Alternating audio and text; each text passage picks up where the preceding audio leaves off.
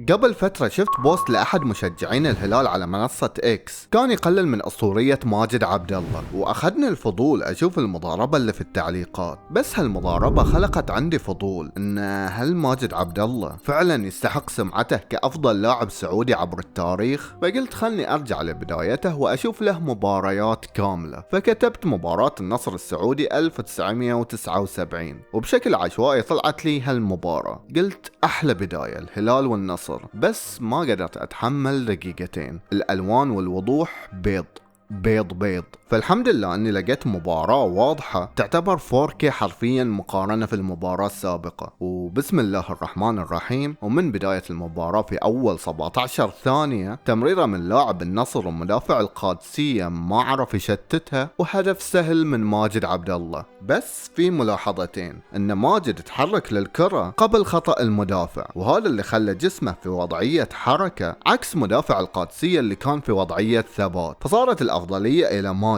وقانون الحركة هذا هو اللي يخلي إيقاف كورنرات أرسنال عذاب، لأن دائما مدافع أرسنال جابرييل يكون في حالة حركة واللي ضده في وضعية ثبات، فالأفضلية دائما لجابرييل أو غيره. وثانيا سرعة اتخاذه لقرار التسديد واختياره للزاوية العكسية للحارس، هذا شيء يحسب لماجد. بس خلنا نرجع للمباراة حتى نفهم مركزه وطبيعة تحركاته وميزاته. أولا عرفت أنه يلعب ظهره للمرمى، يعني مثل لوكاكو وهالاند وجيرو، وهالنوعية من المهاجمين أنطوني كونتي يعشقهم. يعني في أول لقطة له لمسته الأولى للكرة كانت ممتازة وغير فيها اتجاه اللعب للمساحة الفاضية، بس تمريرته بعدها كانت عليها علامة استفهام. واللقطة الثانية ما شاء الله جسمه بلدوزر ويساعد على تأدية هذا الدور. ومرة ثانية لمسته الأولى في تغيير الاتجاه ذكية، ومرة ثانية تصرف غريب ما تدري هي تمريرة أو تسديدة. واللقطة اللي بعدها نزل للمساحة يستقبل الكرة، وفي هالوضع طبيعي انك تمرر لزميلك وتجري بعدها في المساحة الفاضية.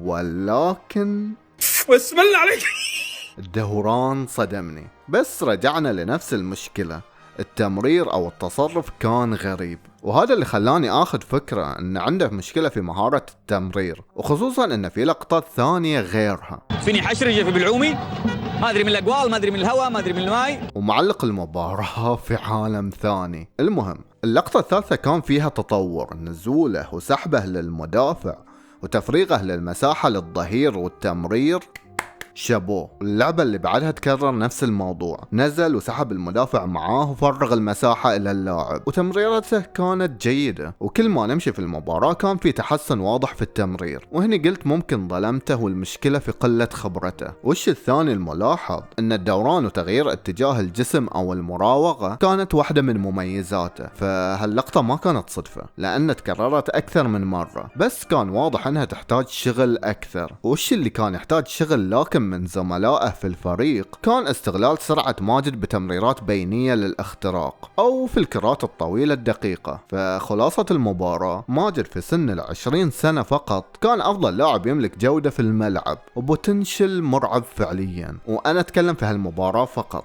لأن ما أعرف أي لاعب في النصر باستثناء ماجد، ولا محضر على الحلقة ولا أعرف شنو نهايتها، فهالحلقة أقدمها وأنا أعمى بدون بحث أو تحضير أو تجميع معلومات مسبقة، مو كسل، بس لأن ما أبي أكون انحيازات مسبقة بسبب معلومات قريتها، وفي نفس الوقت أني أشوف تطور ماجد في كل مرحلة عمرية. فالمهم المباراة الثانية سألت شات جي بي تي وش أهم مباراة في مسيرة ماجد في سنة 1983، بس ما في شيء أغراني. وبعدها سألته وش أهم مبارياته في السنة اللي بعدها، فالصراحة كان الموضوع محير، نهائي كاس آسيا الأول في تاريخهم أو البرازيل، وهني ببين مستواه الحقيقي، فاخترت البرازيل. بس للأسف ما قدرت أحصل المباراة كاملة على اليوتيوب أو جوجل، فقلت يلا خلنا نشوف نهائي آسيا، وكان اختيار سيء وجيد في نفس الوقت. اختيار سيء لأن ماجد انصاب في نص المباراة وخرج،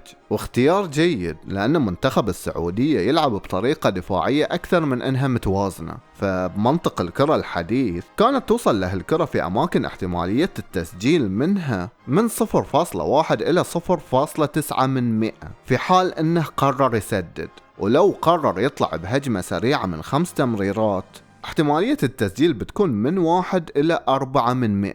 وهنا يبين المهاجم اللي يصنع الفرق من لا شيء، والمهاجم الدلوع الفرفور اللي معتمد على فريقه. لهذا السبب بتشوفه ينزل ويستلم من نص الملعب ويحاول يخلق فرصة بمهارة فردية، أو يكون محطة للكرات الطويلة من الدعيع. أو الاستراتيجية الثانية، احنا بنعطيك الكرة وانت وصلنا إلى أماكن متقدمة احتمالية التسجيل فيها أعلى، فماجد راح يعتمد على سرعته ومهارته في المراوغة في كسب الأخطاء. أو الاستراتيجية الثالثة، المهاجم المدلل، احنا بنتكفل بالديرتي جوب من قتالية ودفاع وبهدلة، وبنعطيك الكرة على طبق من ذهب في نص الملعب ومالنا دعوة، دبر حالك.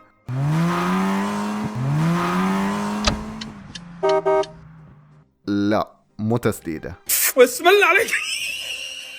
ومن كثرة الدلال والدلع الزايد صاده شد في العضلة الخلفية، فهالمباراة حرفيا كسر خاطري ماجد. وبما ان المباراة ما جابت راسي، رجعت اشوف اقتراحات شات جي بي تي، فشغلت مباراة كوريا والسعودية لان ابي اشوفها في مهرجان من الاهداف. ومن أول هجمة في المباراة وماجد ما استلم الكرة حتى، إلا أن هاللقطة تبين لك أن ماجد تطور عن أول مباراة شفتها له بدرجة كبيرة. زاوية تمرير اللاعب كانت مفتوحة تقريبا للتمرير على القائم القريب، فماجد تحرك على القائم القريب بديهيات مهاجم، بس لما أخرها وحركة جسمه أوحت أنه بيمررها من الجهة الثانية، فماجد استوعب على طول واتجه نحو القائم البعيد. ومن هاللقطة أنا كيفت وقلت هالمباراة بتجيب راسي أكثر من مباراة الصين المملة. تمركز ماجد كان مثل الأسد اللي ينتظر اللحظة المناسبة للانقضاض على الفريسة، يتمركز في أماكن منخفضة خارج الكدر ما بتشوفه،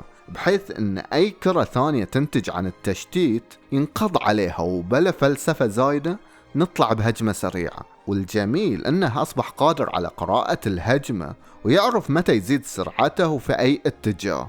ومرة ثانية انا اأكد على معلومة الاسد اللي ينتظر الكرة الثانية، وبناء على تحرك زميله اللي متجه الى الاعلى ماجد اتجه للاسفل، واول ما زميله غير الاتجاه على طول ماجد غير الاتجاه واصبح لاعب حر. فماجد وصل إلى مرحلة متقدمة جدا من استغلال قوته الجسدية وسرعته وقدرته على المراوغة بالنسبة إلى أول مباراة شاهدتها له. ومع كل احترامي وكلامي يمكن يزعل ناس، وما أقصد فيه الإهانة أبدا، بس زملائه ما كانوا قادرين يجارونه أو يستغلون إمكانياته بأفضل شكل ممكن. يمكن كلامي ناتج عن تحيز غير واعي أو جهل مني بنجوم السعودية الآخرين في تلك الحقبة، ممكن وارد جدا وانا مدرك لهذا الشيء، بس الشيء اللي متأكد منه ان ماجد لاعب مواصفات اوروبية، والبلنتي سدده برجله اليسار وهدفه الثاني سجله باليمين، وانا فعليا ما ادري اي قدم هي القدم المفضلة عنده، بس على الاغلب ان قدمه المفضلة اليسار. والمهم في جول انلغى بسبب التسلل، بس لان زاوية الرؤية غبية وقانون التسلل في 1984 كان مختلف واصعب من القانون الحالي، فما ادري صراحة هل هي تسلل او لا. قلت اخر مباراة بشوفها له هو بعمر 31 سنة، يعني شايف في مصطلحات الكورة،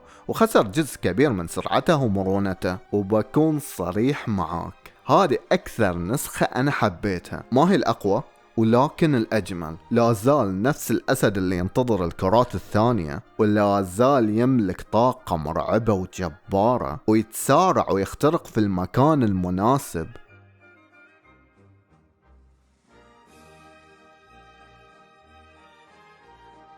وذكائه في التمركز في الزاوية العمياء للمدافعين أصبحت أعلى، مع أن تمريره وصلت له قوية إلا أن روضها بيساره، وعلى نفس طريقة هدفه في كوريا حطها وبطريقة أفضل. بس هالمرة كان في شيء مختلف، استغربت من كمية العرضيات اللي وصلته، ما شفتها ولا في مباراة سابقة، بس مع الوقت فهمت انه اضاف سلاح جديد اسمه الرأسيات. وهذا اللي يعجبني في ماجد، في كل نسخة يتطور في جانب معين، نموذج لاعب يجبرك على احترامه ويجبر اللاعبين اللي حوله على احترامه والوثوق فيه. فواحدة من اجمل لقطات المباراة اللي تبين قوة ماجد كقائد يتوحد حوله الفريق. ماجد يأشر إلى اللاعب لتغيير جهة اللعب، والفريق كله يتجه إلى الجهة الثانية بعدها، وماجد بعدها يأشر للاعب بالتمرير إلى اللاعب اللي خارج الكدر، فاللاعب تردد، فماجد قال له بعدها رجعها إلى اللاعب اللي جنبك. وبعدها أضلاع المثلث كلها تبدلت. فماجد يعمل سكان على المنطقة الفارغة ويسلم الكرة ويتجه إلى المساحة الفارغة، ويطلب من اللاعب تمرير الكرة للاعب اللي على الطرف. ولكن قراءة لاعب الهلال وتحركه في هالمساحة جعل لاعب الهلال الثاني يغطي المساحة اللي ماجد كان مخطط يخترقها بتسارع مفاجئ. فماجد طلب من لاعب النصر يرجعها لورا، وطلب من اللاعب الثاني يلعب للي جنبه، وطلب من هاللاعب يغير الجهة مرة ثانية. فبطريقة غريبة هاللاعب خرج عن النوتة المعزوفة وسلمها إلى ماجد، لأن ماجد ما هو اللاعب نفسه اللي كان عليه قبل 11 سنة. فخلاصة الحلقة والكلام، هل ماجد أفضل لاعب سعودي عبر التاريخ؟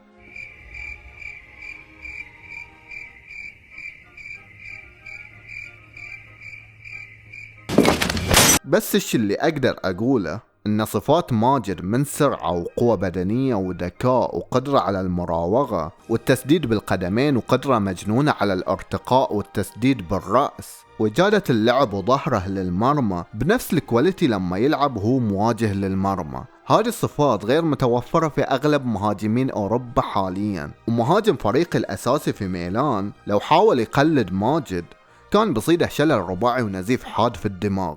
وبس هذا اللي عندي، وسلام.